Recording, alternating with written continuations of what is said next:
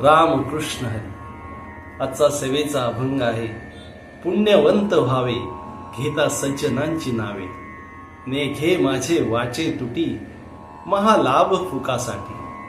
विश्रांतीचा ठाव पायी संतांची या भाव, तुका म्हणे पापे जाती संतांची या जपे. या अभंगामध्ये तुकाराम महाराज म्हणतात की संत सज्जनांची फक्त नावे उच्चारल्याने पुण्य संचय होतो.